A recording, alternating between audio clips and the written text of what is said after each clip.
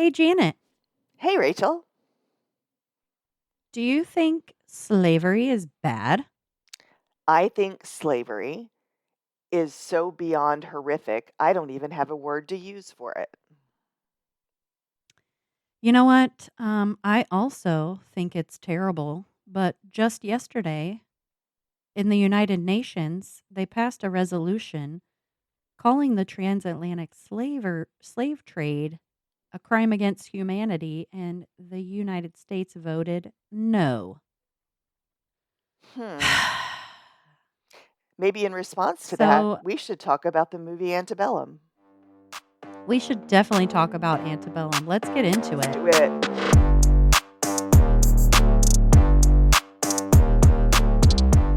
All right. So, welcome to our podcast.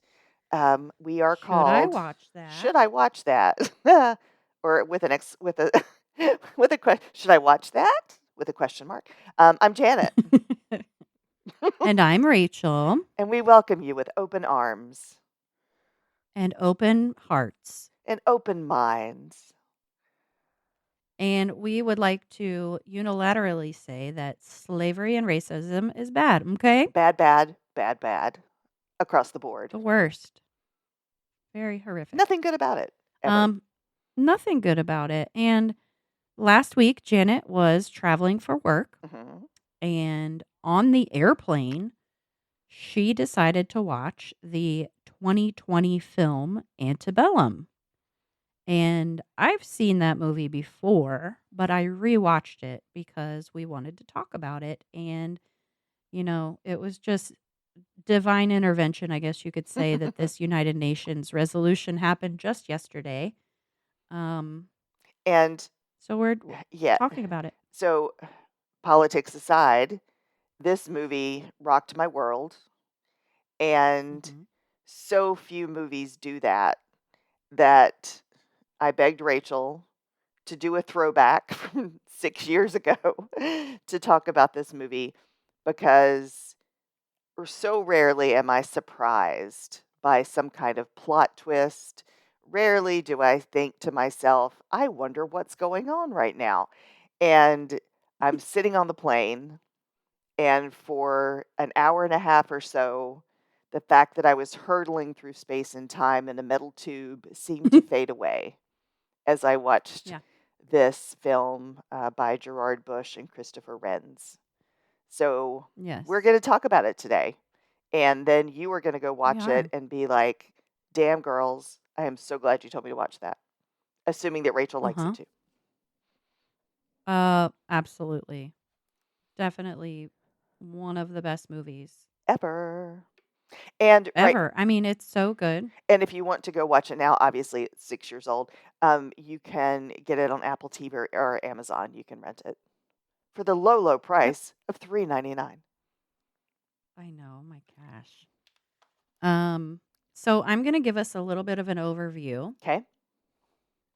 So the story follows Veronica Henley, who is a successful modern day author and sociologist, played by Janelle Monáe, who I love, by the way. Love her. Not only is she stunning, but she's an amazingly talented everything. I really like her. Hmm. But her character in the movie is outspoken, sharp, and very much in control of her world until the film begins to fracture that Hmm. reality. Hmm.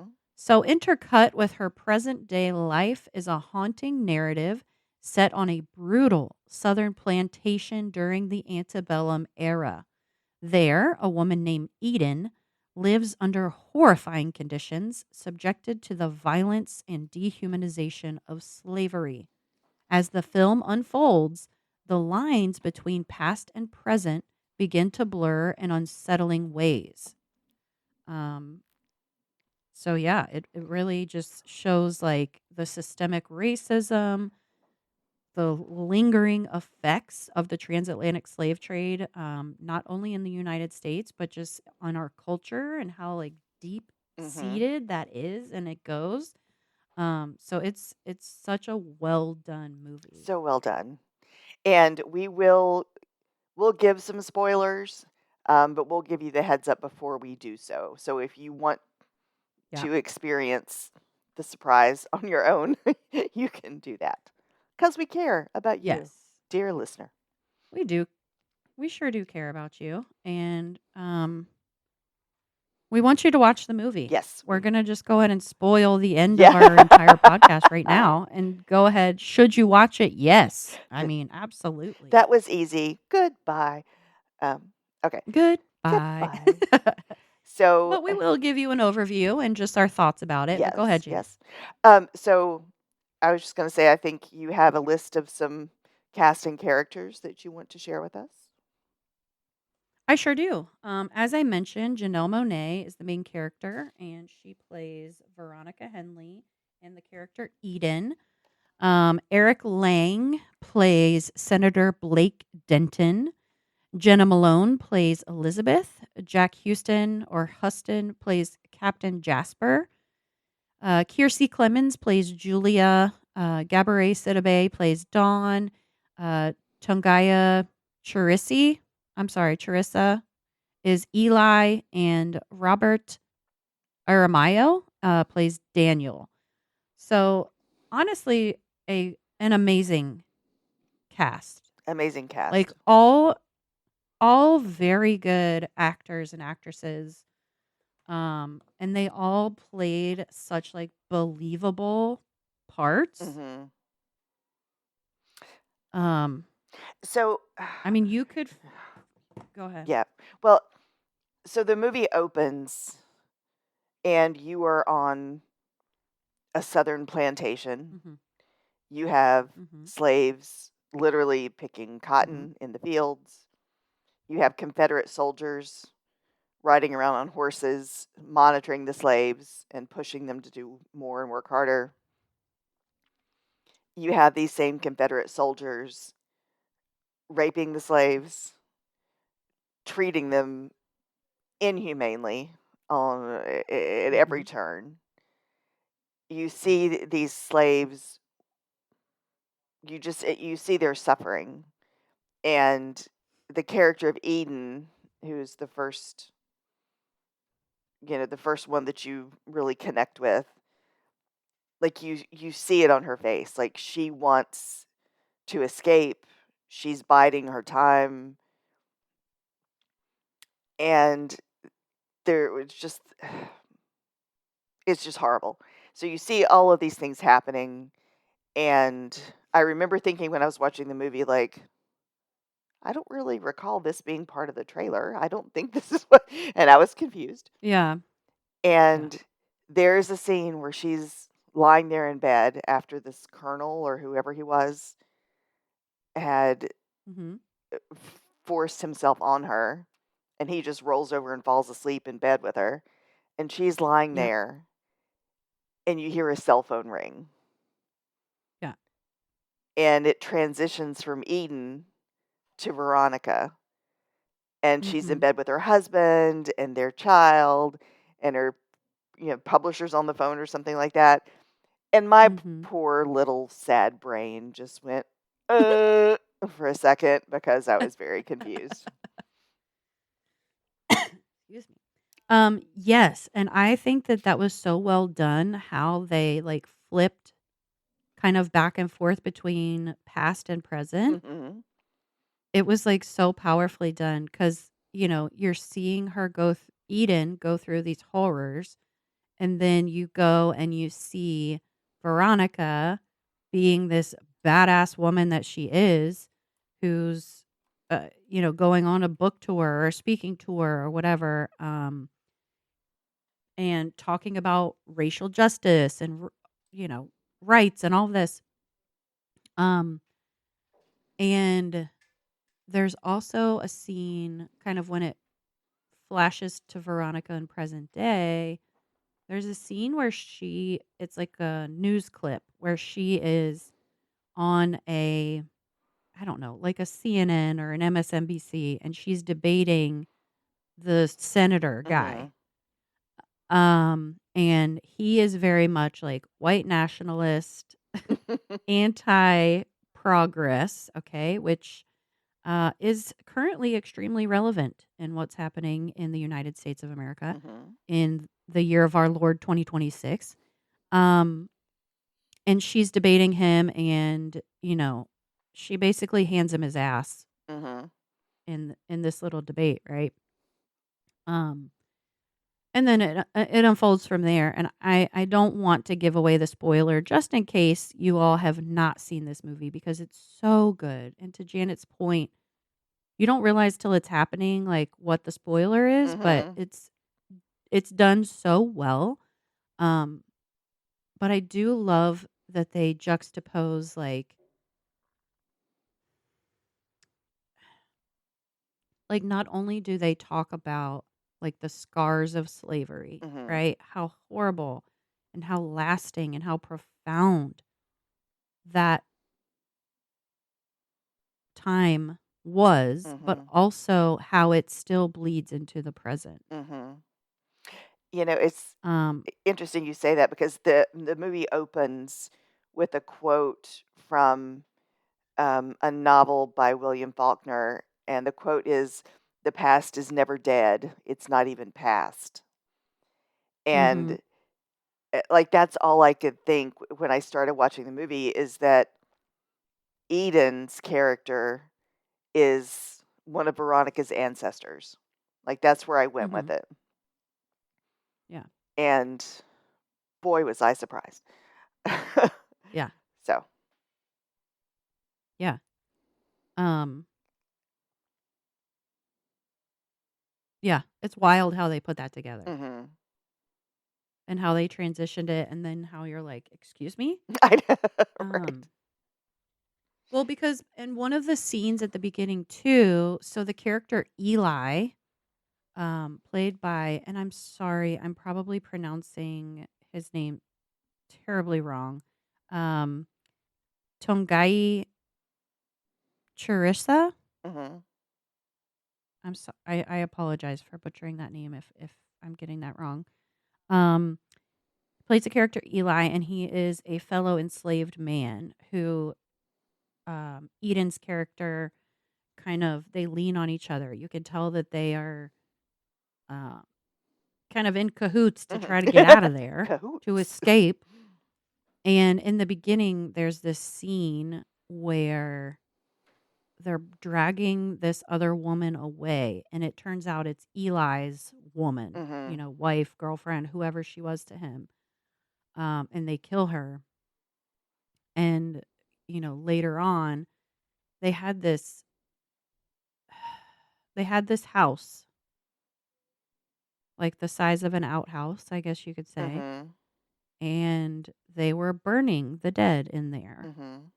And at one point, the slaver sends Eli to go clean it out.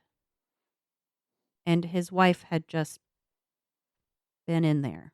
It's basically like a little crematorium, a little brick Yes. Okay. Thank you. building like a crematorium. And Yes. this And, fucker sends him in there. hmm Oh my god, like, but the end, how horrible. that crematorium comes into play is divine Is justice, I would say. divine. Like I, what happens with that crematorium, ladies and gentlemen, and their he, she's, theys, thems, everyone. At the end of this movie, you're going to be screaming with joy over that crematorium Mhm. for different reasons. Not joy, but anyways. Um, but yeah, and to the actors and actresses' credit, my God, you could feel their emotion in these scenes. And how It was their performances were just so believable. I mean, I was in tears the whole movie. I'm yes. a crybaby anyway, but I was just like And and sobbing. how and sometimes I have a hard time letting go. I'm very clinical about it. But like, how can a white male actor say and do things to a black female actor and still keep it professional, right? Like, there's got to be, like, I don't know. Like, I think, like, you're acting, you're on set. Clearly, it's not real. Mhm. But to say and do I the would feel so things Oh, guilty. I Yeah. know.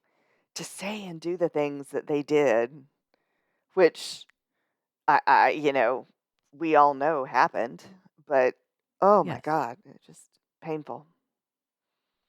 Right, and, like, again, kudos to the performers for Mhm. putting on an amazing performance, and I would if I had to act in this movie and say some of these things, I'd be like as soon as they yelled "cut," I'd be like, "I'm so I'm sorry, I'm so so sorry, sorry. I'm so sorry.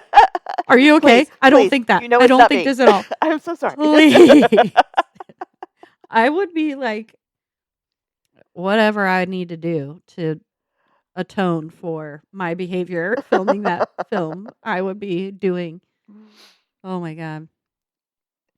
Yeah, I can't even, like, bring myself to, like, think the N word, you know what I mean? Right? And they're And they're just making you feel like it's actually happening, and that's just insane. oh, makes me wanna throw up. So, Okay. what, go ahead. Oh, I was gonna ask if, like, should we do the spoiler and give people a heads up that Sure. we're gonna spoil it? Heads up.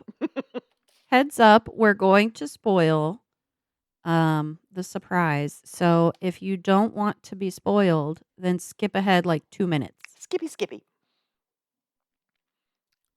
and I'll try to keep track of the time so we don't mess anybody up, but alright, here comes the spoiler, everybody. Should I do it? Go for it. Yeah.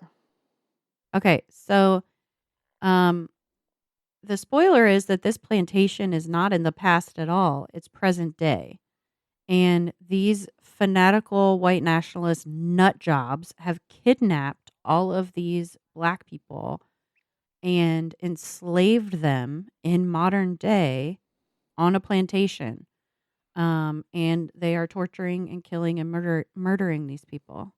And it's all in the name of wanting to bring back the, you know, white is right, like Mhm. the Confederate, like this whole mentality of the past and reliving that and treating other human beings like absolute dog shit. Mhm. And that's the part that I think was like so freaking powerful because, the senator gets done raping Mhm. Veronica slash Eden and then goes out to his horse and gets on his cell phone to call his wife Yeah. to be like, "Oh, I'm gonna be home late." And I think that's the moment that got me is when he was in Eden's cabin with her and the cell phone rings. And I'm like, "Oh, it Mhm. happened again like it did at the beginning." And then he goes out there and picks up his phone and I'm like, "The fuck is happening right now?" Oh, And yes. it hit That me. that was kind of that was kind of the revelation moment. And toward right before that revelation moment, you see Veronica get into an Uber, a car, An whatever. Uber. Yeah, and then Mhm. when they don't go the right direction, she's like, "Hey, y'all, wait a minute." And then you realize that's when they kidnap her. Yes. And whoo, and it hit me sort of like, um, a la The Village by M. Night Shyamalan, where they're Oh, living out in the yeah. middle of nowhere, but they're actually, like, in a state park, and only, like, 3 people know that's where they're living. Right. It was insane. Well, and that's kind of what was happening, right? And that's Mhm, how they were able to kind of cover their tracks.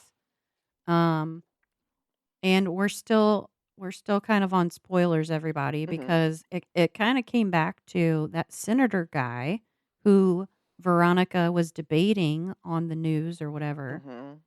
He was the one that like owned that land and was using part of that land as like a Civil We're War re like reenactment area. Mhm.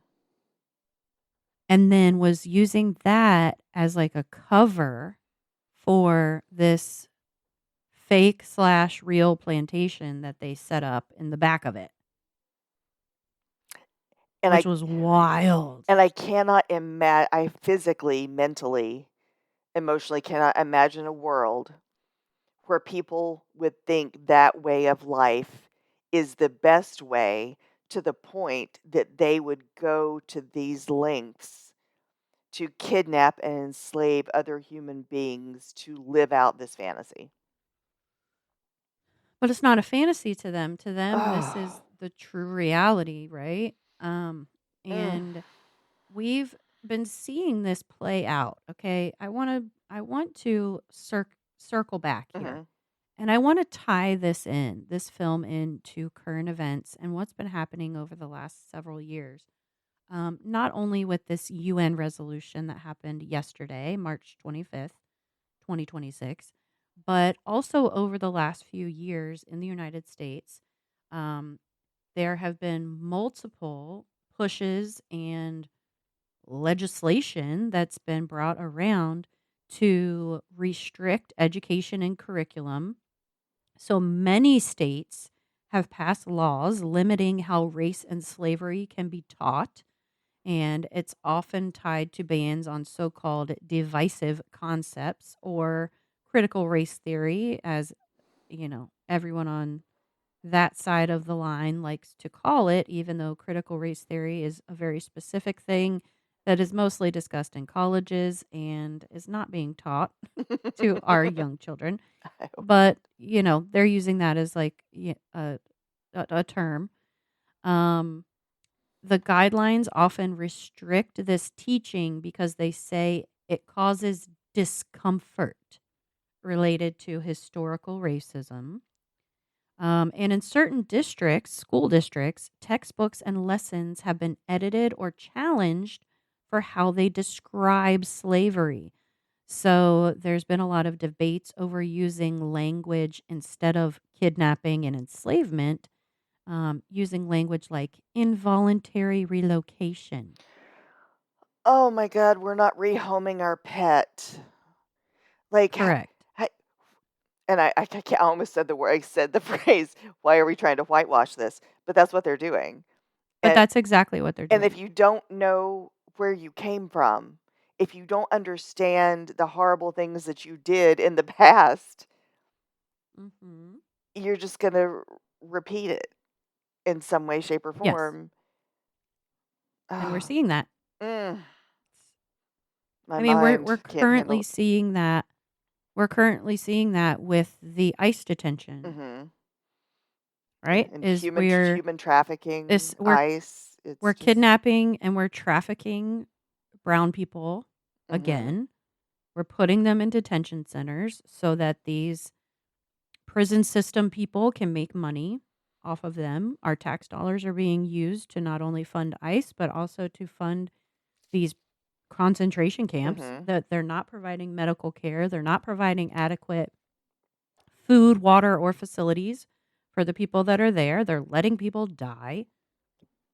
I mean, ICE agents have been caught basically betting each other what detainees will commit suicide. There's agents that are raping children and then sending them to a facility in Texas because they can't get abortions in Texas. Oh my god. It's a whole thing. It's terrible. But anyways, getting back to what's been happening over the years.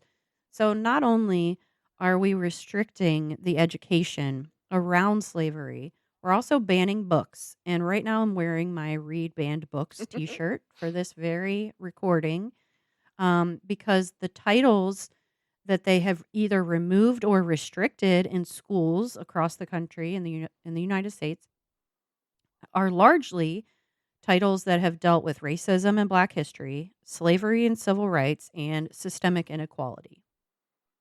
They're literally, Oh, it never literally. happened. It was just a dream. Yes, Like, how exactly. we did it. Somebody needs to talk Mhm. about it. Yeah. People, There's also children, our children need to understand what happened and know that it's yes. wrong, and that the Yeah. world that they're living in, you can't just believe everything you read. You need to understand where we came from and what we've done. Well, they're basically trying to limit uh, limit critical thinking as much as possible, right? And that's also why they're trying to defund and dismantle the Department of Education, because a populace that is uneducated is a populace that is easier to manipulate. We are not sheep. That's the goal. Well, they think we are. Mm. And by they, I mean the people in power, the government, the billionaires. They think we're idiots. They think we're expendable. And they're trying to. This is all extremely relevant, and it really pisses me off. I don't know if, dear listener, if you could tell. Um, but all of this happening over the last, 5, 6, 7 years, basically since Trump 1.0, a lot of this has been happening. Um, and in addition to the school systems and banning books, they're also like taking down exhibits at museums that discuss slavery and race. And they're, taking down monuments and just, you know what? It's pissing me off. I'm getting really, my blood pressure is skyrocketing right now because it makes me so angry. Um, because it all circles back to this UN resolution yesterday. And I want to tell you all what that means, okay? And why people are pissed off about it. It's basically, so the UN came out and they have a resolution that they wanted to declare the transatlantic slave trade as, in quotes, the gravest crime against humanity.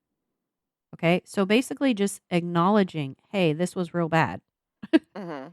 And the language in the resolution then encouraged, okay, did not mandate or say like you have to do this, but encouraged reparations of some sort for this travesty, Mhm. like compensation, like apologizing, like returning artifacts to their countries of origin.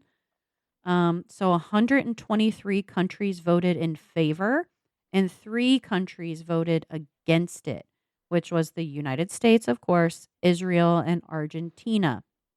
And I do want to be clear that the US voting no was not acknowledging like slavery is a good thing. Mhm. Okay. Their reasoning, what they've come out and said is that they don't like the wording of the resolution, which and that comes around the reparations. They don't want to be legally liable for financial reparations, Mhm. which is bullshit. That's really stupid. And they don't want it to be retroactive. So they don't want, you know, oh, the past is in the past kind of thing. But you know what? The optics on this matter because it's basically not acknowledging historical truth. Mhm. It's not acknowledging the lasting harm that the transatlantic slave trade, uh, the harm on countries and peoples and all of those things. And it's voting no, essentially, to opening the door to continuing justice. Mhm. So that's why people are pissed. So, you know, but look who we have in office. Okay. Well, yeah, a man who couldn't even denounce white supremacists. Or was it his first term that? All the terms. Well, all the time. The first term where it was white supremacist Klansmen or something in South Carolina, like a car was driven Mm-hmm. into a crowd of people or something. Anyway, Oh, yeah. and he wouldn't even stand Yeah. against He's racism, essentially. correct. He said they're very good people. Mm, and here we are again. Here we are. So, I get fired up, everybody. I don't know if you could tell, but it really pisses me off. And it's just so crazy that, Janet wanted us to talk about this movie and then that UN thing happened yesterday and I was like, Mm. "Oh, hell no. we're going to we're bringing this up and we're going to talk about it." So, here we are. We're talking about it. But ultimately, dear listeners, I think you should go watch this movie because it's so well done. The acting is incredible. Mhm. And it's just it's so relevant, unfortunately, and um,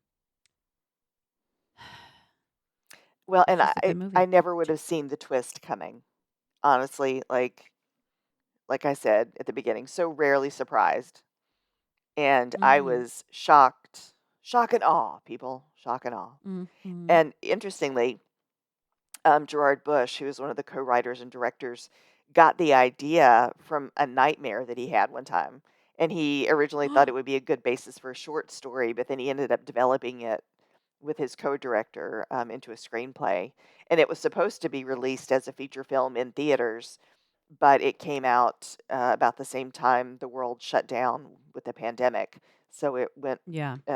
straight to streaming. And I don't know Oh, I didn't why I realize didn't that. see it then, because this is my kind of Oh. movie for sure, so, Well, yeah. I mean, a lot of things were going on then, Jan. What with the There was global pandemic.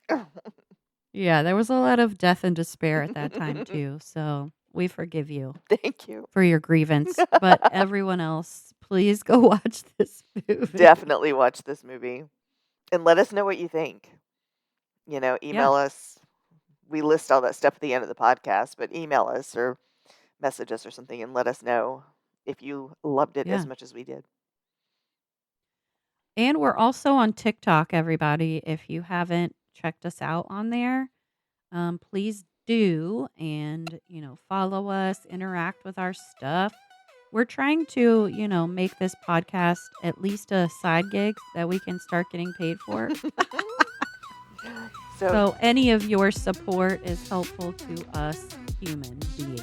yeah, and Rachel has been ticking and talking left and right. She's got some great stuff posted. So Mhm. find us, follow us, love us. Yes, Yay. because we love As we you. love you. All All right. right, everybody. We'll see you next time on Should You Watch That? From our mouth holes to your ear. To your ear heels. Goodbye. Okay, bye. This episode was produced by Ryan Myrick. Follow us on Instagram at Should I Watch That 25 and on Facebook at Should I Watch That. Email us at shouldiwatchthat25@gmail.com Like, follow, and review wherever you listen to us. or wherever you cast your pods. Thanks. Thank you.